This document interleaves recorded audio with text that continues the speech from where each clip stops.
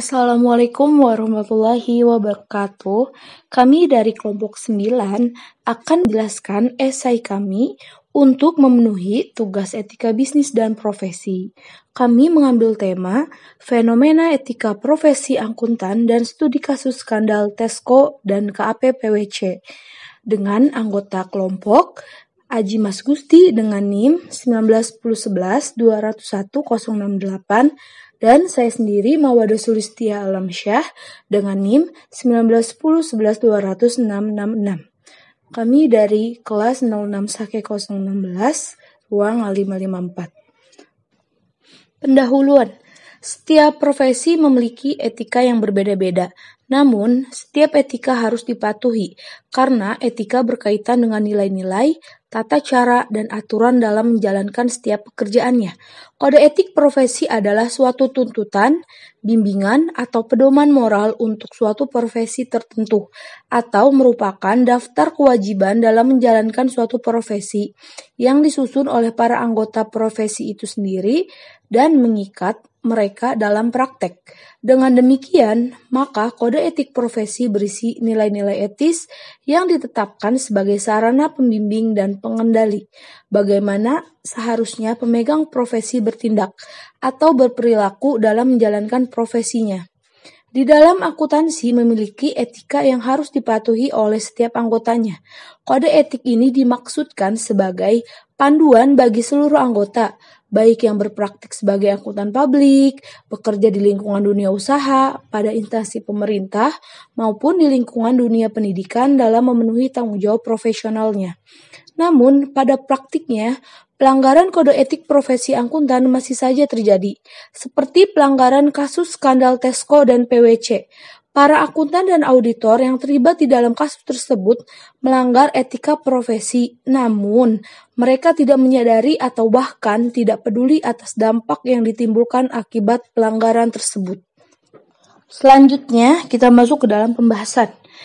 Salah satu pelanggaran yang terjadi yaitu pada kasus etika profesi akuntan dan permasalahan audit studi kasus skandal Tesco dan KAP-PWC. Terjadinya pelanggaran tersebut karena adanya pengabaian etika dalam profesi akuntan, di mana pengabaian etika adalah dilaksanakannya suatu aktivitas oleh para pengambil keputusan yang dianggap benar, akan tetapi memberikan dampak merugikan atau dianggap salah oleh pihak lain. Selain itu, kasus pelanggaran etika profesi auditor KAP-PWC disebabkan karena gagal dalam audit laporan keuangan perusahaan Tesco, karena ada unsur familiarity terkait pemberian opini wajar tanpa pengecualiannya. Etika profesi auditor ditetapkan agar menjadi sebuah panduan dasar profesi auditor untuk melaksanakan audit. Etika profesi auditor berisi tentang panduan bagi para auditor profesional untuk mempertahankan reputasi dan menahan dari godaan terlebih saat mengambil keputusan-keputusan sulit. Seorang auditor bisa dikatakan profesional apabila telah memenuhi dan mematuhi standar-standar kode etik yang ditetapkan oleh IAI. Profesionalisme yang digunakan adalah konsep untuk mengukur bagaimana para profesional memandang profesi mereka yang tercermin dalam sikap dan perilaku. Berdasarkan uraian di atas, maka kami akan membahas mengenai etika profesi akuntan dan permasalahan audit pada studi kasus skandal Tesco dan KAP-PWC. Pada pembahasan kali ini, kami akan membahas mengenai rekayasa laporan keuangan perusahaan Tesco. Disebutkan pada akhir tahun 2014 yang lalu, terkuak skandal akuntansi yang mengejutkan dari perusahaan retail terbesar, yaitu Tesco. Skandal akuntansi yang terjadi pada Tesco adalah overstate laba yang dilakukan pihak manajemen. Hingga pada bulan September 2014 lalu, terbukti bahwa pihak manajemen Tesco ditemukan mengelambungkan labanya sehingga meningkat hingga 250 miliar selama setengah tahun. Ia mencatat laba pada laporan keuangannya menjadi sebesar 263 miliar. Overstate laba tersebut terjadi karena Tesco melakukan pengakuan dini atau lebih awal atas pendapatan dari supplier. Tesco sudah mengakui pendapatan saat barang yang diterima dari suppliernya, padahal belum terjual ke pihak lain. Diskon yang diberikan oleh supplier juga dimasukkan dalam pendapatannya, sehingga terjadi salah satu trait independensi auditor PwC, yaitu familiarity, adanya hubungan kekerabatan sehingga angkutan publik menjadi terlalu bersimpati.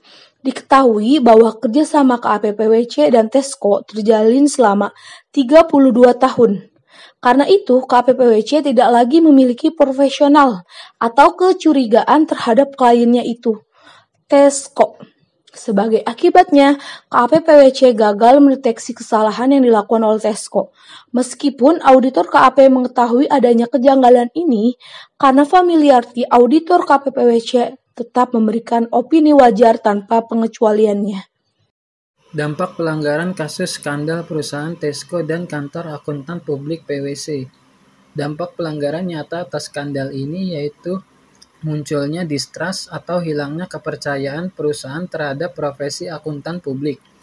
Sehingga dalam hal ini KAPPWC diberhentikan sebagai auditor Tesco dan tidak diperkenankan ikut kembali dalam proyek audit Tesco selanjutnya. Kemudian, akibat dari ketidakmampuan dalam mendeteksi kecurangan, KAPPWC dikenakan denda dan biaya hukum.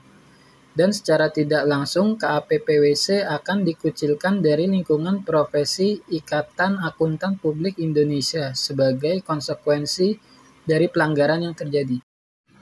Upaya-upaya yang dapat dilakukan untuk mencegah terjadinya pelanggaran kode etik akuntan sebagai berikut. Yang pertama, membangun struktur pengendalian intern yang baik. KAP merupakan organisasi yang dibawahi oleh pimpinan organisasi yang tugasnya melakukan perencanaan-perencanaan yang sistematis dan terukur, sehingga seluruh anggota dapat menjalankan tugas dan tanggung jawabnya masing-masing tanpa menyalahi aturan prinsip-prinsip etika akuntan publik. Yang kedua, mengefektifkan aktivitas pengendalian dengan cara review kinerja dan pemisahan tugas. Review kinerja maksudnya aktivitas pengendalian mencakup review atas kinerja sesungguhnya dibandingkan dengan perakiraan atau kinerja periode sebelumnya, bersama dengan analisis atas hubungan dan tindakan penyelidikan perbaikan. Pemisahan tugas, maksudnya pembebanan tanggung jawab ke orang yang berbeda untuk memberikan otorisasi. Ditujukan untuk mengurangi kesempatan bagi seseorang dalam posisi baik untuk berbuat kecurangan sekaligus menyembunyikan kekeliruan dan ketidakberesan dalam menjalankan tugasnya dalam keadaan normal. Yang ketiga, dengan meningkatkan kultur organisasi yang dapat dilakukan dengan mengimplementasikan prinsip-prinsip seperti integritas, objektivitas, tanggung jawab, akuntabilitas, dan transparansi. Yang keempat, mengefektifkan fungsi internal audit. Walaupun internal auditor tidak dapat menjamin bahwa kecurangan tidak akan terjadi, namun ia harus menggunakan kemahiran jabatannya dengan seksama, sehingga diharapkan mampu mendeteksi terjadinya kecurangan, dan dapat memberikan saran-saran yang bermanfaat kepada manajemen. Kesimpulan dari kasus ini bermula pada akhir tahun 2014. Skandal akuntansi yang terjadi pada perusahaan Tesco adalah overstate laba, yakni adanya upaya penggelembungan laba yang dilakukan oleh pihak manajemen, yang terbukti bahwa pihak manajemen perusahaan Tesco menggelembungkan labanya, sehingga meningkat hingga 250 miliar pounds dalam kurun waktu setengah tahun. Pada tahun tersebut, ia mencatat laba pada laporan keuangannya menjadi sebesar 263 miliar pounds. Adapun kasus pelanggaran etika profesi auditor KAPPWC adalah disebabkan karena kegagalan dalam audit laporan keuangan perusahaan Tesco, karena ada unsur familiarity terkait pemberian opini wajar tanpa pengecualian (WTP). Padahal auditor KAPPWC mengetahui kejanggalan atas laporan keuangan Tesco, yaitu terkait adanya overstate laba yang dilakukan pihak manajemen. Seharusnya auditor KAPPWC harus bertindak profesional dan jujur sesuai dengan etika profesi. Di sisi lain, auditor KAPPWC juga menyalahi prinsip-prinsip etika akuntan publik seperti prinsip integritas, prinsip objektivitas, dan juga prinsip tanggung jawab. Seorang auditor harus bertanggung jawab secara profesional terhadap semua kegiatan yang dilakukannya tanpa ada unsur kepentingan apapun. Sekian penjelasan esai dari kelompok kami. Terima kasih sudah menyimak. Wassalamualaikum warahmatullahi wabarakatuh.